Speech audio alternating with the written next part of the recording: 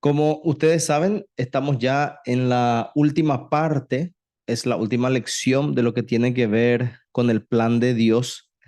Y como ya estuvimos viendo en estas lecciones de este módulo, eh, estuvimos estudiando sobre los atributos de Dios. Y en esta oportunidad, en esta lección 4, vamos a tratar sobre el plan de Dios y las obras de Dios. Entonces, cuando hablamos del plan de Dios, estamos hablando también del decreto de Dios, algunos llaman decretos de Dios, y esos son términos así bastante técnicos, pero hay diferentes palabras que se utilizan en la Biblia para esto, ¿verdad? Para lo que tiene que ver con el plan de Dios. Así que hay muchas formas de decir sobre lo que vamos a tratar, pero un resumen sería el plan de Dios. Vamos a centrarnos en ese concepto por su sencillez, pero también porque engloba lo que nosotros queremos aprender hoy. El plan de Dios y las obras de Dios. Cuando hablamos del plan de Dios, entonces es una idea teológica de que Dios tiene un propósito y un plan para la creación y para la humanidad. Eso es lo que nosotros entendemos por el plan de Dios. Hay un propósito para lo que Dios creó y para la humanidad. Y la Biblia nos enseña que Él es soberano y que su plan es perfecto e inmutable. Es decir, que lo que Dios ha determinado que se va a hacer, eso se va a cumplir. Y este plan incluye la salvación de la humanidad a través de Jesucristo y así también el establecimiento de su reino en la tierra. Y esto se va desarrollando dentro de la historia, ¿sí? Dentro de la historia de la redención, porque esa es la historia que vivimos nosotros, la historia de la redención desde un inicio hasta un final, hasta una consumación del reino de Dios, que es cuando Jesucristo venga por segunda vez. Ahora, podemos hablar del plan de Dios desde dos aspectos. Primero, podemos hablar del plan de Dios desde su inmanencia, de cómo Dios participa dentro de la creación y también dentro de lo que es su trascendencia, que Dios está por encima de todo.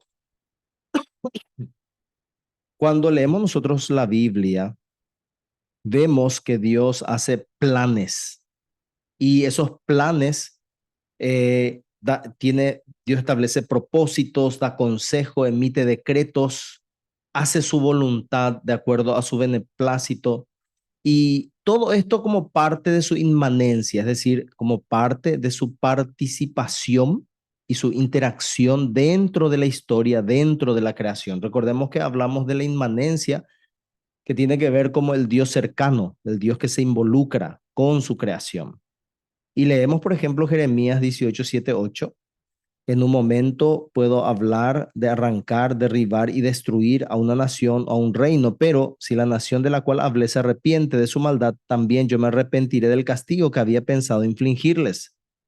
Entonces, vemos aquí que Dios tiene un plan y este plan se refiere a algo que Dios ya determinó hacer, pero también Dios está expresando aquí de una respuesta de esta nación, de que si se arrepiente, entonces no va a ser arrancada, ni derribada, ni destruida. Pero si se arrepiente, entonces esto no va a ocurrir sobre su vida. Entonces, vemos aquí cómo la escritura muestra que Dios hace mucho de esto en los planes, en sus planes dentro de la historia. Interactúa, porque esta es una interacción de parte de Dios con la creación. Eso también vemos, por ejemplo, en el pasaje de Lucas 7:30, donde dice, pero los fariseos y los expertos de la ley no se hicieron bautizar por Juan, rechazando así el propósito de Dios respecto a ellos. Y aquí vemos que Dios tiene un propósito para ellos, pero, y esto, claro, al tener que ver con los fariseos, esto es en base a su inmanencia, son las obras de Dios en base a su inmanencia. ¿Por qué? Porque él participa, hay algo que hace para los fariseos, pero también vemos que ellos rechazan esto. Entonces, ¿cuál fue el propósito? El propósito fue que sí o sí se bauticen. No, el propósito realmente fue, eh, bueno, el propósito de Dios en esto, nosotros vemos que eh, los, los fariseos rechazan este propósito de parte de Dios. Se negaron a someterse a este decreto.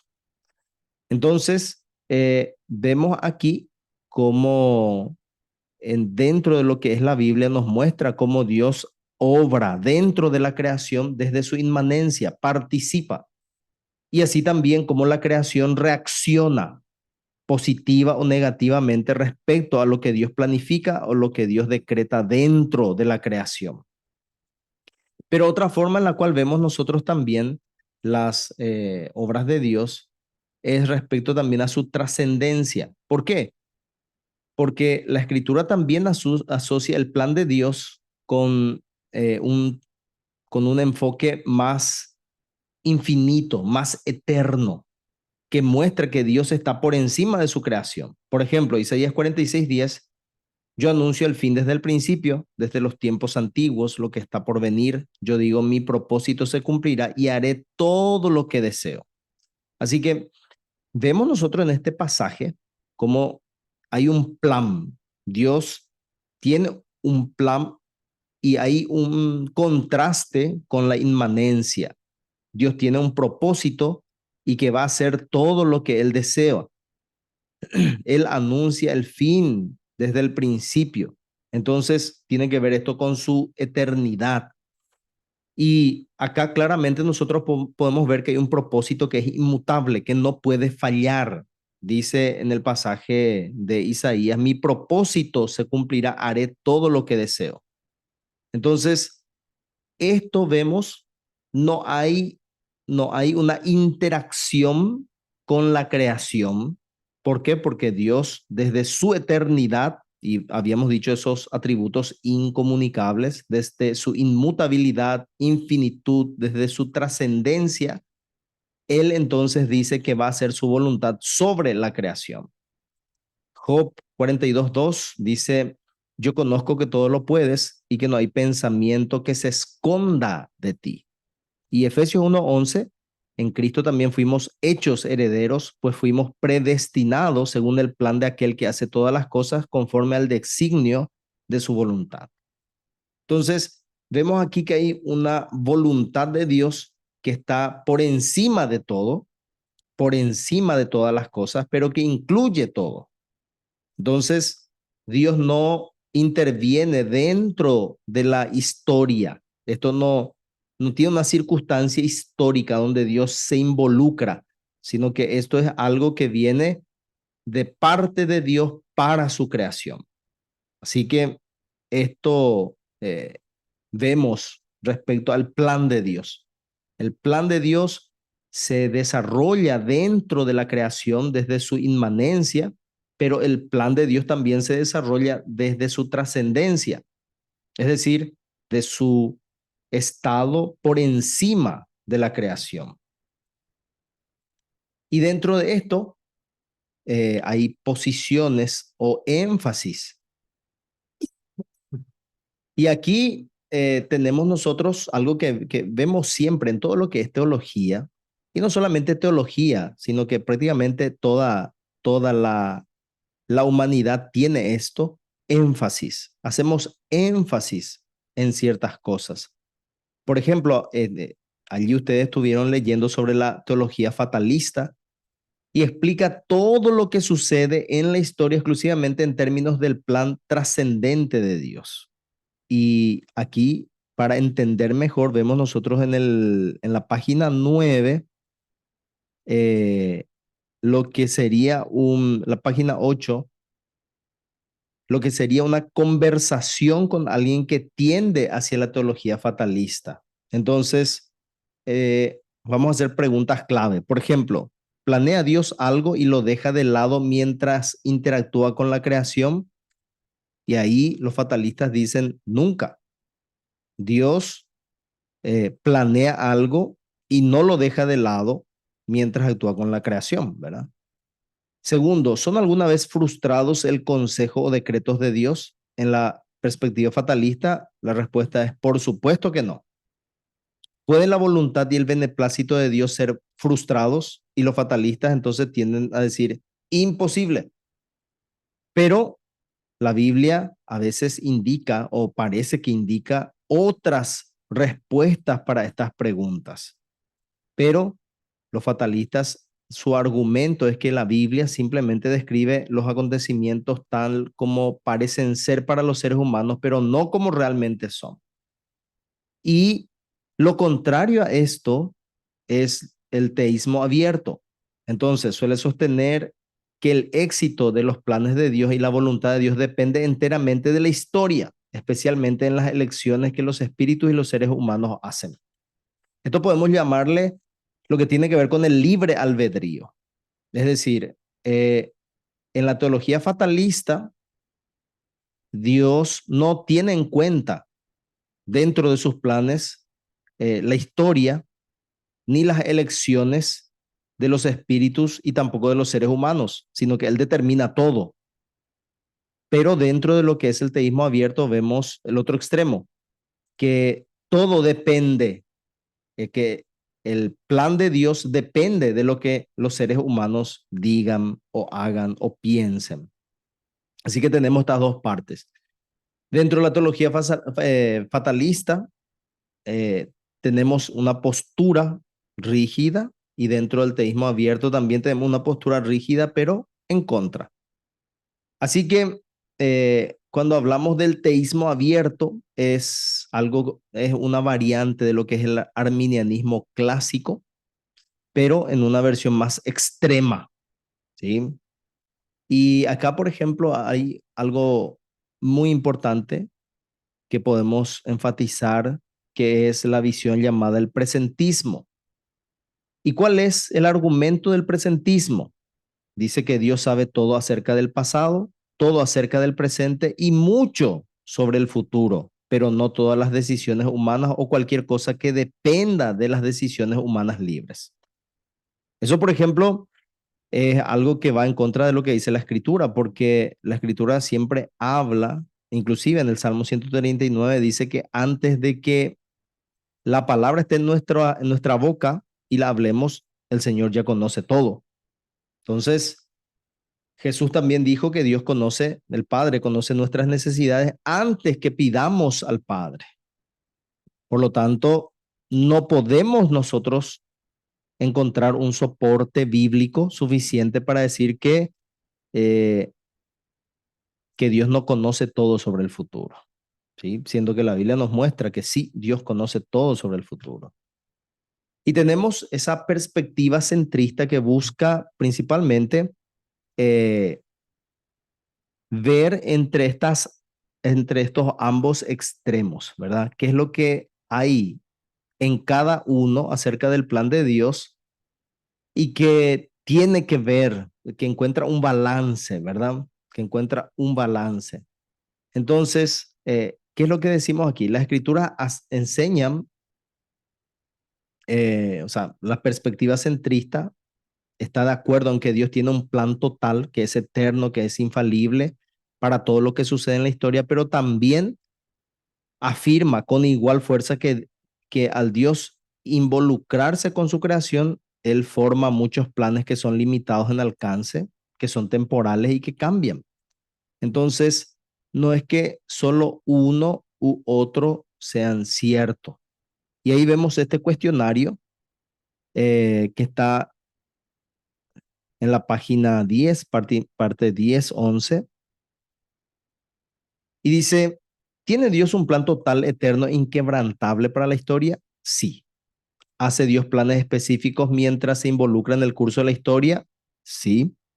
¿El plan eterno, propósito, consejo, decretos, voluntad y beneplácito de Dios se cumplirán sin falta? Sí. Pero ¿pueden los planes históricos, propósito, consejo, decretos, voluntad y beneplácito de Dios ser frustrados? Sí. Así que aquí encontramos sí a todo. Y esta es la corriente principal de la teología evangélica, que busca reflejar estos dos extremos de lo que enseña la Escritura. Aquí entonces vemos cómo se afirma ese plan trascendente y eterno, pero que también se afirma ese plan inmanente, histórico, ¿sí? Y aquí vamos a ver un poquitito lo que tiene que ver con las obras de Dios. Y cuando hablamos de las obras de Dios, vamos a fijarnos principalmente en las dos divisiones que tiene, que son las dimensiones visibles y también las dimensiones invisibles, ¿verdad? Acá tenemos, por ejemplo, primero lo invisible. Cuando hablamos nosotros de lo invisible, entonces estamos refiriéndonos dentro de lo que son las obras de Dios. Son todos los reinos que permanecen invisibles para los seres humanos, excepto cuando Dios concede visiones sobrenaturales de esto. Es decir, hay reinos, hay principados, potestades de las regiones celestes. Eso es lo que nos dice Efesios, por ejemplo, en el capítulo 6. No tenemos lucha contra carne y sangre, sino contra huestes espirituales de maldad. Y así como hay huestes espirituales de maldad, así también hay huestes espirituales que están al servicio de Dios. Y todo esto está oculto a nosotros. Todo esto está oculto a nosotros. Cuando hablamos de la dimensión invisible, el término principal que usamos es el cielo. ¿Sí? Isaías 66:1, el cielo es mi trono y la tierra estrado de mis pies. Y allí podemos decir que el más glorioso de todos los ocupantes del cielo es Dios mismo. Pero acá nosotros tenemos que tener cuidado. ¿Por qué? Porque Dios no está en toda su plenitud dentro del cielo. Es más, los cielos no pueden contener a Dios. Recordemos eso. Dios es el creador de todo y el cielo es su creación y el cielo no puede contenerle. Esto recordemos. Ahí también en el cielo, en lo invisible, allí se encuentra nuestro Señor Jesucristo y así también los ángeles. Pero en la mayor parte del cielo está lleno de criaturas espirituales, así como almas de los fieles que han partido. Todos aquellos que han partido en Cristo están en el cielo, en lo que nosotros llamamos cielo.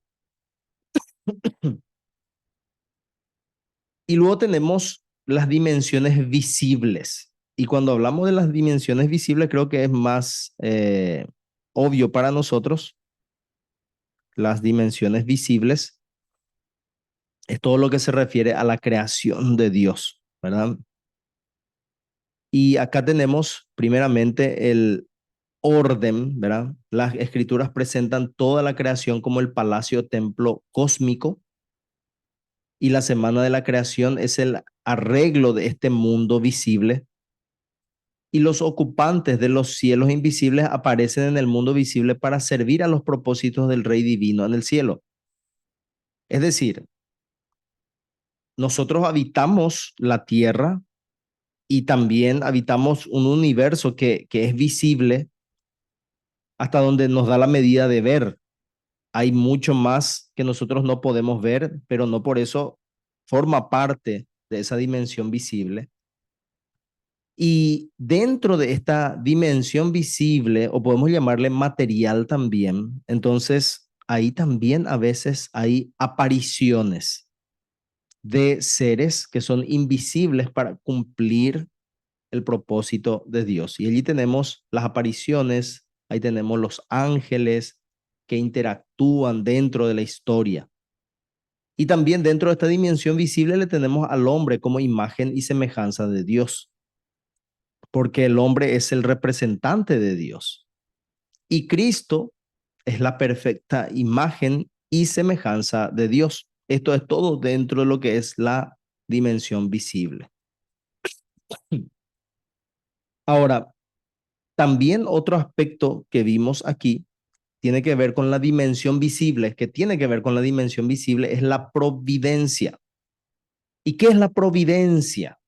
El término teológico en latín providentia habla de Dios atendiendo o sosteniendo o cuidando la creación mientras Él desarrolla su plan eterno. O sea que no es que Dios creó todo y luego Él dejó todo a la deriva. No, esa no es la postura que sostienen los cristianos, ¿verdad?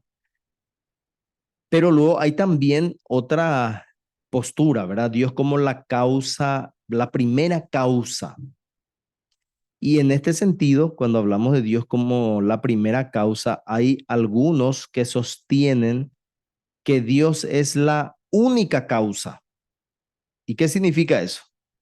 Que todo ocurre o no ocurre por medio de Dios.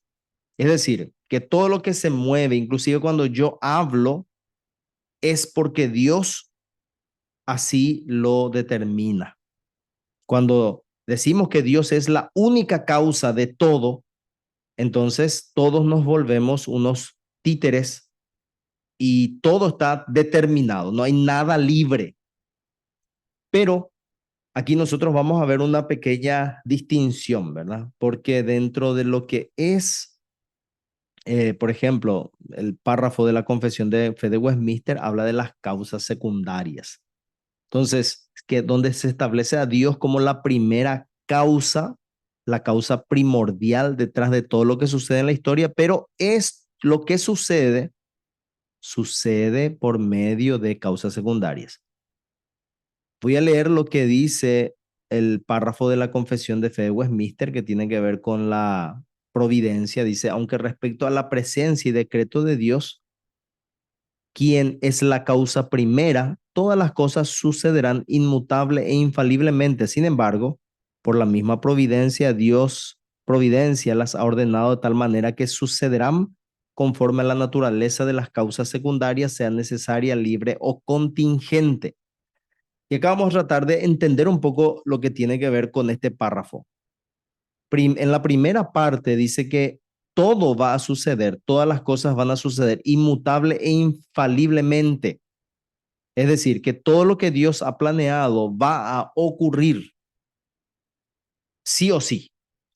Pero no es que Dios va a hacer que todo se cumpla, sino que Dios ha determinado que ocurran conforme a la naturaleza de las causas secundarias.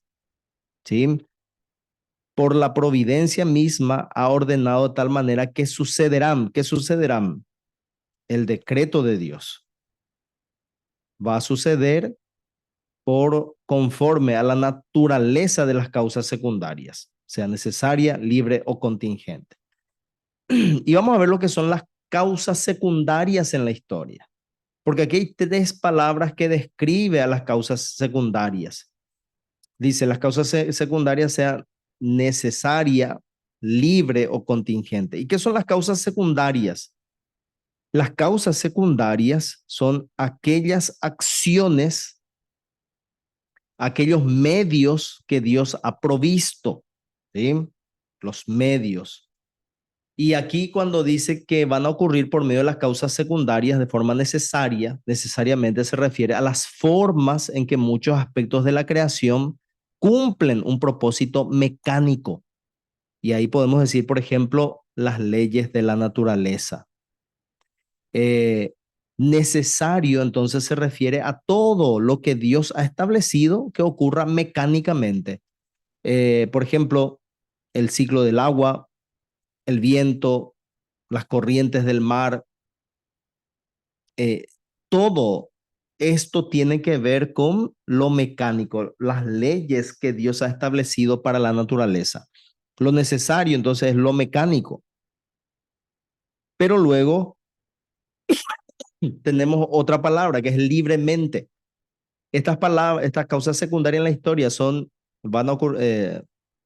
tienen una característica de necesariedad, son mecánicas, ¿sí? También tienen una característica de libertad porque actúan libremente, no son mecánicas. En este sentido, los resultados de sus acciones no son necesariamente lo que la causa secundaria intenta. ¿Qué significa esto? De que uno puede necesariamente o mecánicamente buscar hacer algo, pero las consecuencias, los resultados de estas acciones no es que sí o sí van a ocurrir. Por ejemplo, uno puede remar en un bote, pero no significa que sí o sí va a irse derecho. ¿Por qué? Porque puede cambiar de lado, aunque esto es más mecánico. Voy a buscar un poco, algo un poquitito más que pueda describir más lo que tiene que ver con la libertad. Porque cuando hablamos de libertad, hablamos de que no significa que sí o sí tiene que pasar. Eh, a ver, hay un ejemplo que nos da también dentro de lo que es la escritura, lo que le pasó al rey Acab cuando una flecha fue disparada al azar. Esto es libre. ¿Por qué? Porque probablemente el que disparó la flecha no esperó que el resultado sea herir al rey. Podemos decir que fue una coincidencia, que fue azar, pero fue un acto libre. No significa que lo que yo hago sí o sí va a salir como yo quiero o como tiene que salir. Y acá es donde Dios también tiene control sobre esto, ¿sí? Sobre la libertad de estas causas secundarias. Y lo tercero es la contingencia. Y la contingencia tiene que ver entonces en las decisiones intencionales de los seres humanos y los espíritus que hacen que las cosas sucedan en la historia. Entonces, las causas secundarias, está la parte de que actúan necesariamente, hay normas, leyes dentro de la naturaleza y que el mundo prácticamente opera dentro de eso, ¿sí?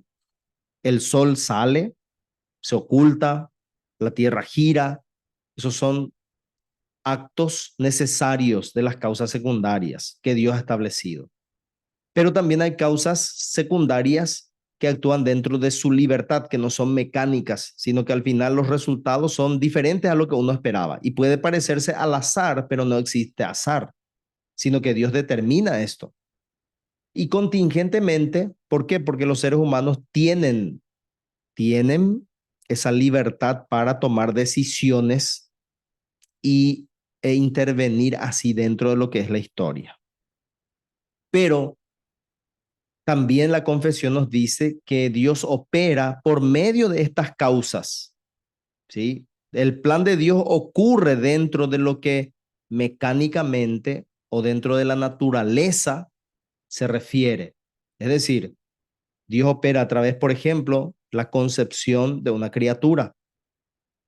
Y para el ser humano, que una criatura sea varón o niña, eso es algo que tiene que ver con la libertad, pero también contingentemente eso tiene que ver con una decisión intencional del ser humano de procrear a sus hijos, y esa procreación está dentro de normas o leyes que Dios estableció para el cuerpo humano. Y las decisiones, y hay aspectos que nosotros no podemos dirigir y que esto es libre. Por dar un ejemplo, estas son las causas secundarias dentro de la historia. ¿Y cómo se relaciona esto dentro de la providencia? Y recordemos que providencia, hermanos, es el cuidado que Dios hace de la creación. Pero esto mientras cumple su plan también. Y en este sentido, Dios eh, puede obrar por encima de las causas secundarias. Por ejemplo, en la Confesión de Fe de Westminster, que aborda sobre la providencia, en un párrafo dice, Dios en su providencia ordinaria hace uso de medios. Providencia ordinaria hace uso de medios. A pesar de esto, Él es libre para obrar sin ellos, sobre ellos y contra ellos según le plazca. Acá tenemos nosotros eh, una causa secundaria ordinaria y también una causa secundaria extraordinaria. Aparte de que es necesaria, libre y contingente, puede ser ordinaria o extraordinaria. Y aquí vemos que Dios hace el uso de medios. Para decir de otra manera, ordinariamente Dios trabaja a través de causas secundarias que Él ha creado. Dios opera ordinariamente o por decir comúnmente dentro de lo que es la normalidad, dentro de lo que Él ha establecido. Por ejemplo, cómo se nutren las plantas, un ejemplo que estaba en el libro.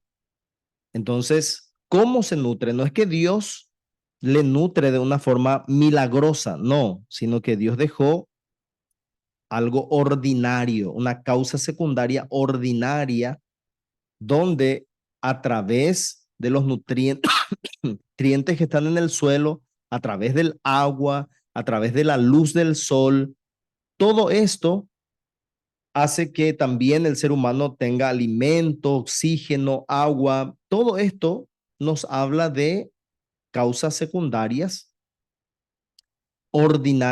causas secundarias ordinarias, un proceso natural dentro de lo que ocurre en este mundo. Y esto es necesario, mecánico, como dijimos nosotros, son leyes establecidas. Y también dentro de esas causas vemos contingencia y vemos también libertad. Ahora, esta causa ordinaria, nosotros podemos decir, ¿cómo crece una semilla? Sabemos nosotros que el crecimiento da Dios. El crecimiento da Dios. Pero ¿qué tiene que hacer el hombre? Tiene que regar, tiene que preparar la tierra, echar la semilla, regar la semilla. Hay una parte que el ser humano tiene que hacer ordinariamente dentro de la naturaleza para que Dios obre a través de eso. Él es el que tiene el crecimiento, da el crecimiento, esa es la providencia de Dios. Pero el hombre tiene cosas que hacer. Eso es la misma cosa también respecto al pan de cada día que ganamos nosotros. Dios es el que nos da el pan. Dios es el que nos da el pan, pero nosotros tenemos que levantarnos, buscar trabajo, trabajar y por medio de eso alcanzamos la provisión para nuestras necesidades. Es decir, hay algo, hay una causa secundaria para lo que es tener nosotros el pan de cada día. Dios ha dicho que va a proveer para su pueblo, pero esa provisión llega por medio de medios ordinarios, una provisión ordinaria. No es que va a venir maná del cielo a nuestras casas y no es que vamos a golpear la roca y va a salir agua, no, sino que son medios ordinarios. Vamos a pagar una conexión de agua, van a venir, instalarnos el agua potable que viene de un tanque, que viene de un pozo y así. Eso sería lo ordinario, pero Dios no está limitado por lo ordinario, sino que Dios se relaciona con su creación también en formas extraordinarias. Y a esto nosotros le llamamos también milagros. Es decir, que Dios obra sin las causas secundarias sobre y contra estos medios. Esto es lo que nos dice la confesión de fe. Dice, Dios en su providencia ordinaria hace uso de medios, a pesar de esto Él es libre para obrar sin estos medios, sobre ellos y contra ellos, según le plazca. Esto también tiene que ver, por ejemplo, con la salvación. Dios ha dejado su palabra y Dios ha dicho que hay que predicar la palabra y que el que escuche y cree tiene vida eterna. Pero Dios puede aplicar también por encima de estos medios ordinarios o comunes su gracia a aquellos a él le plazca. Entonces, ahí vemos cómo Dios hace esa providencia, pero eso tiene que ver ya con su soberanía, con su soberanía. Así que vemos aquí que Dios obra con estas causas, o sea, obra con los medios, sin los medios, sobre los medios y contra los medios. Por ejemplo, sin el uso de estas causas secundarias, podemos decir que Dios no necesita de que algo ocurra naturalmente, no usa causas secundarias. Por ejemplo, la concepción eh, virginal de María fue algo sin una causa secundaria, que son las relaciones sexuales entre el hombre y la mujer para la concepción. Esto fue sin uso de las causas. Él no hizo nada dentro de la historia, fue algo sobrenatural. Ahora, sobre las causas secundarias, también va más allá de los efectos normales de esas causas. Y, por ejemplo, ahí tenemos la restauración completa de la salud sin pasar por un tratamiento médico. Entonces, ahí tenemos nosotros algo que está por encima, sobre las causas secundarias y también contra. Y esto especialmente vemos que está en contra en el sentido de que de un mal Dios quita el bien. Allí es donde se ve claramente. Así que, hermanos, esto es lo que pudimos ver en esta lección, haciendo un repaso un poco de todo esto. Entonces vimos que el plan de Dios tiene que ver con una idea teológica de que Dios tiene un propósito y un plan para la creación y la humanidad. Su plan es soberano, inmutable y eterno, y es perfecto. Y eso incluye la salvación de los escogidos a través de Jesucristo y establecer su reino en la tierra. Dios muestra este plan dentro de lo que es su inmanencia, es decir, participando en su creación y su creación también resistiendo a lo que Él ha determinado, pero también muestra un plan trascendente donde Él dice que todo lo que Él dice se va a hacer. Y tenemos nosotros estos énfasis de la teología fatalista, donde no tiene en cuenta las causas secundarias y se enfoca principalmente en su trascendencia. Y luego tenemos el teísmo abierto, que principalmente en su inmanencia, pero como mencioné anteriormente, una consecuencia de este pensamiento es que Dios no conoce el futuro, conoce mucho, pero no todo el futuro, y se le hace a un Dios dependiente de las acciones humanas. El plan de Dios depende de las acciones humanas. Y lo que busca una perspectiva centrista entonces es afirmar ambas posturas con la misma fuerza, de que hay muchos planes que son limitados en alcance y temporales y que son cambiantes, pero también hay un plan total, eterno, infalible para lo que sucede en la historia. Este plan sería el decreto de Dios y dentro de este decreto entonces están los planes limitados para que la voluntad de Dios se cumpla. Así también vimos que las obras de Dios tienen su dimensión invisible, todo lo que nosotros no podemos ver y existe, y también lo visible, que es algo que tiene que ver con el ser humano y también con la creación. Vimos también lo que tiene que ver con la providencia. Dios cuida de su creación mientras se cumple su plan infalible y dice que todo va a ocurrir inmutable e infaliblemente, pero va a suceder conforme a la naturaleza de las causas secundarias que Dios estableció. Estas causas secundarias son necesarias, es decir, formas que Dios estableció dentro de la naturaleza, leyes que tienen que ver con la naturaleza y que se dan naturalmente. Estas causas secundarias también son libres, es decir, hay causas secundarias que no son mecánicas, sino que los resultados no necesariamente son de acuerdo a lo que la causa secundaria intenta. Y también son contingentes, es decir, formas de decisiones intencionales de los seres humanos y los espíritus que, que hacen que las cosas sucedan dentro de la historia. Y vimos también lo que tiene que ver con las causas secundarias y la providencia. Dios opera dentro de la historia del ser humano por medios ordinarios, es decir, todo lo que tiene que ver con lo natural, pero también opera por medios extraordinarios. Y los métodos, las formas extraordinarias de operar de Dios es sin los medios, sobre ellos y contra ellos.